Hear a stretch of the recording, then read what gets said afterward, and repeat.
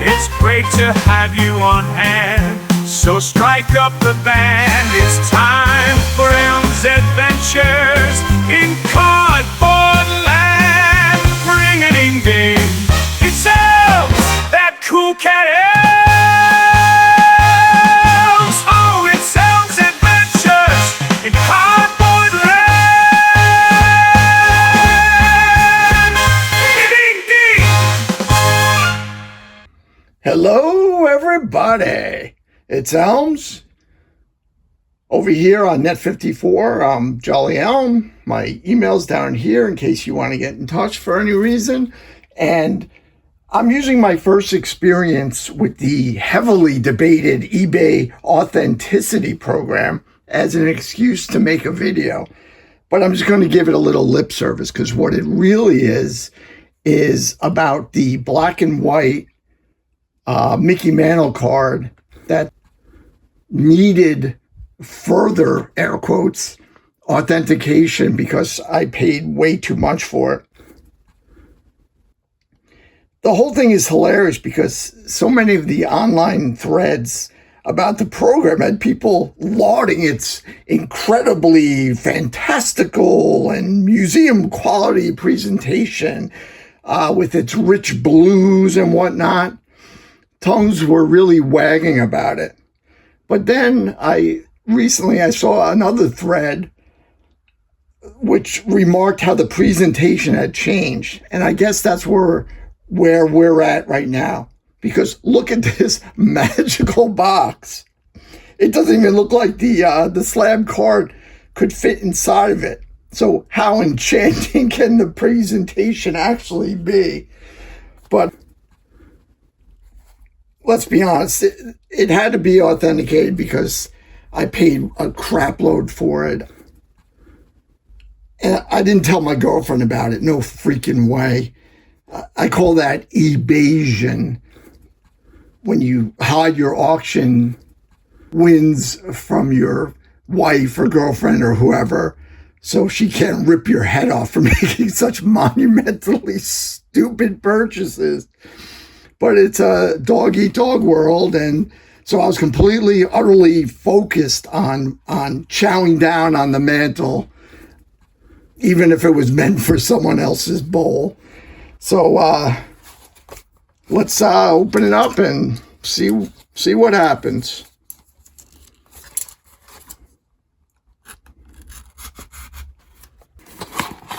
And there it is.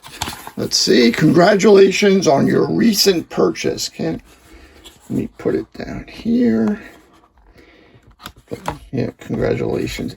Paid through my ass for this. Okay.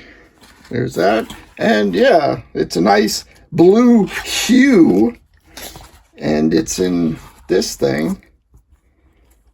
I've remarked about this before, but the SGC slabs, they hold the 1967 Laughlin World Series card so much better because they fit.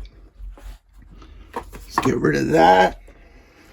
Here it is. Well, the presentation I couldn't care less about. It's kind of underwhelming. But look at this beauty. It's a tough as hell to find Mickey Mantle card from this set. Number 61 in the 1967 Laughlin World Series set with the, very important, with the address appearing on back. It's important. I'll yap away about that for a minute.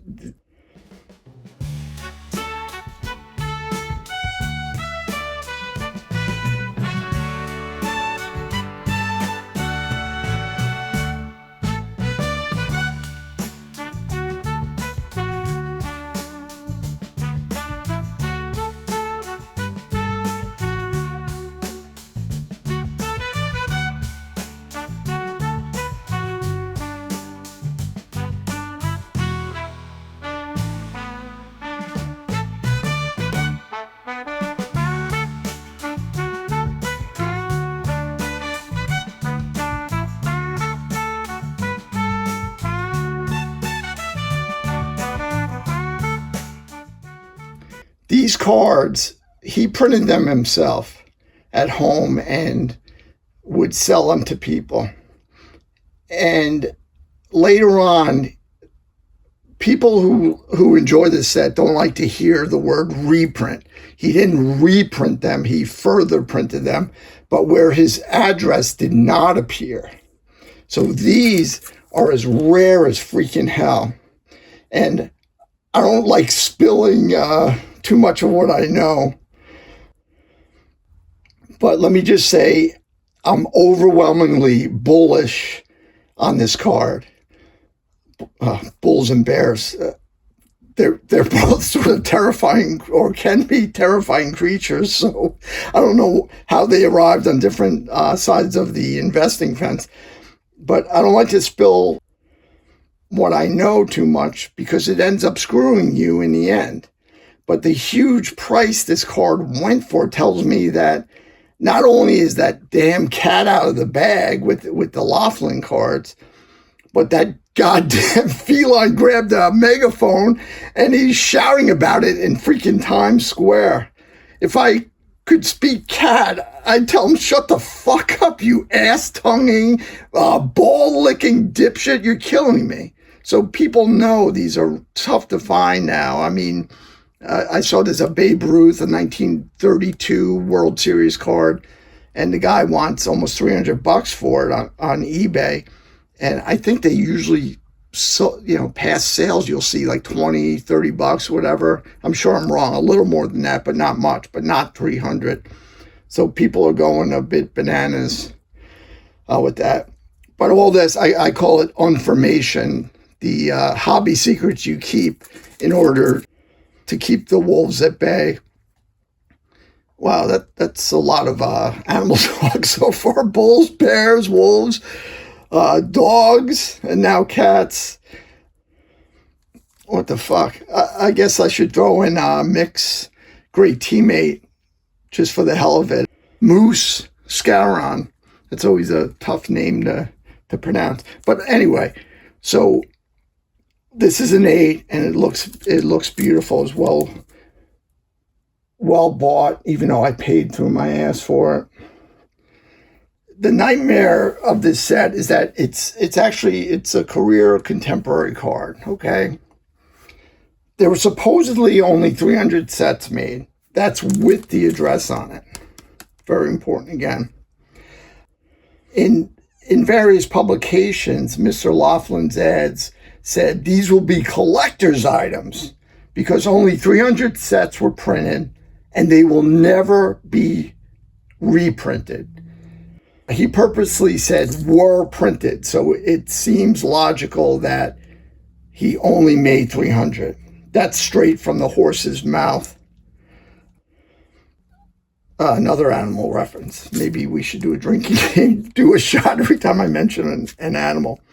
I believe that the 300 count is accurate. It's a good chance of being accurate, mainly due to the fact that even after Fleer essentially bought him out and started producing full-color versions of his sets, a lot of them with different illustrations and things,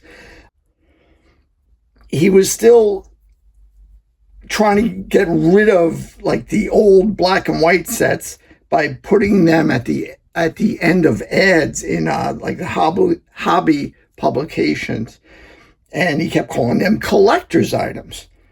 And I gotta be honest, using collector's items is just a marketing move to scream, these will become valuable, so people will buy them, kind of like those old Franklin Mint commercials for their souvenir plates where they would have a disclaimer, may or may not rise in value.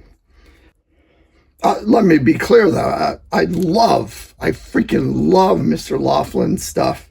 I mean, it's great, so I don't mean it in any way. It was just that at the time, it was basically a surging Tops river, and he was like a cardboard salmon.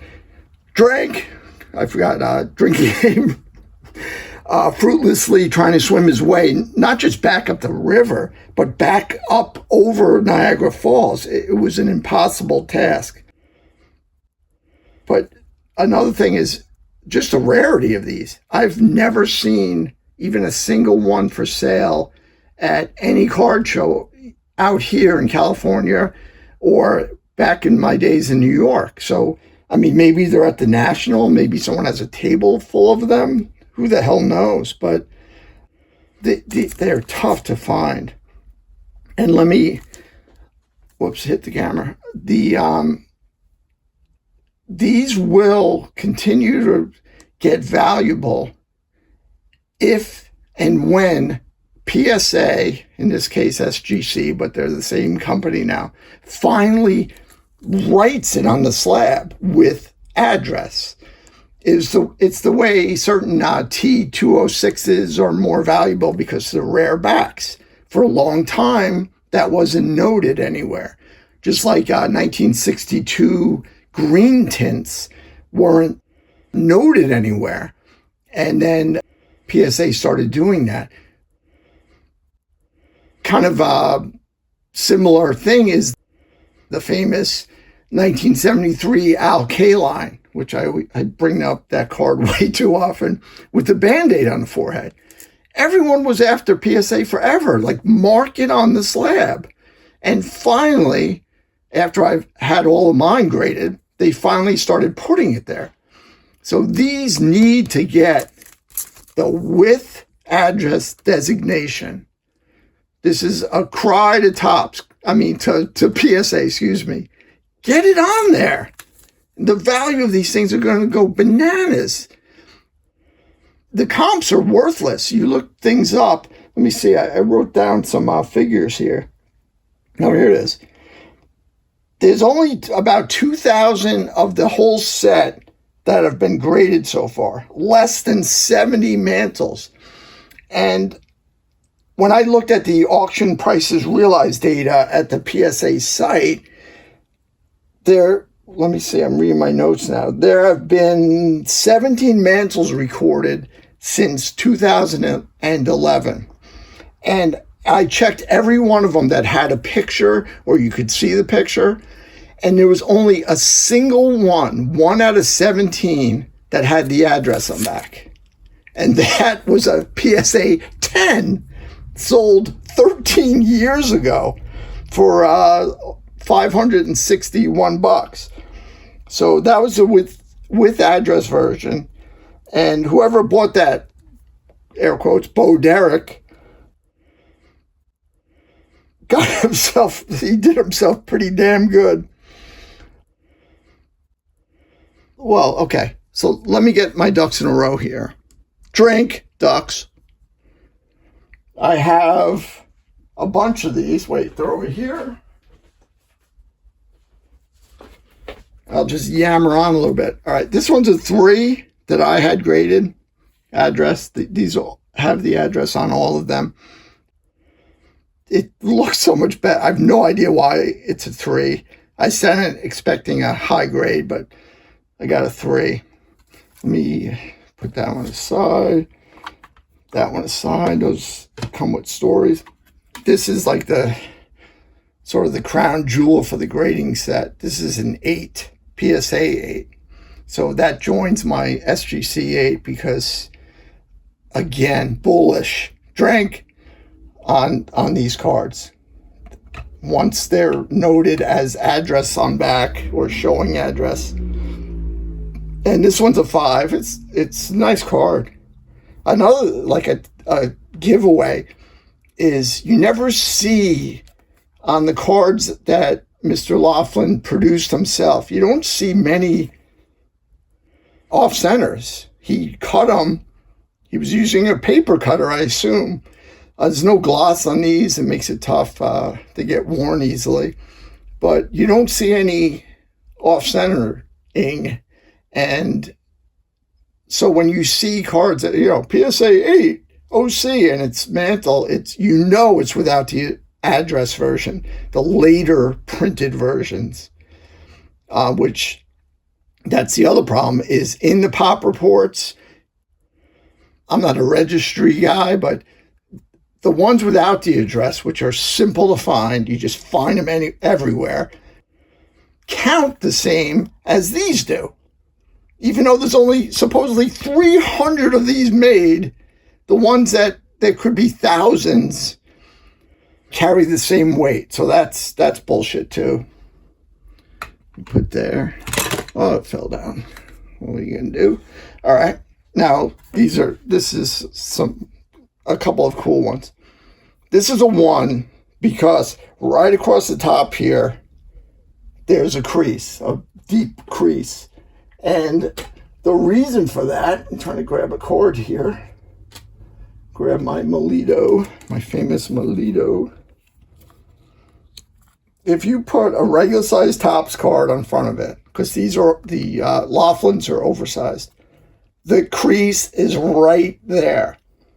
So you know that this one, the Mantle, was on top of a pile of cards. I mean, there's no other explanation for it. And the kid or whoever it was folded it to fit the pile of cards. So it's just a weird little thing, but that's why it's a 1, because of the crease right across the top. Wow, these things are too heavy for these little plastic things. All right, there we go. Now this one is entirely cool. It's cut down. It's an authentic altered. It's way cut down to, I guess, the size of a Topps card. Yeah, maybe a tiny bit bigger, but it's about the same size. But when you flip it on back to see the address, look at the writing there. 07670. That was his zip code for Tenafly, New Jersey. So this unquestionably was from Bob Laughlin himself, using it as a card, because you write to the address to get sets. So he wrote that and probably handed it to someone like, yeah, contact me here. How fucking cool is that? That is just crazy to me.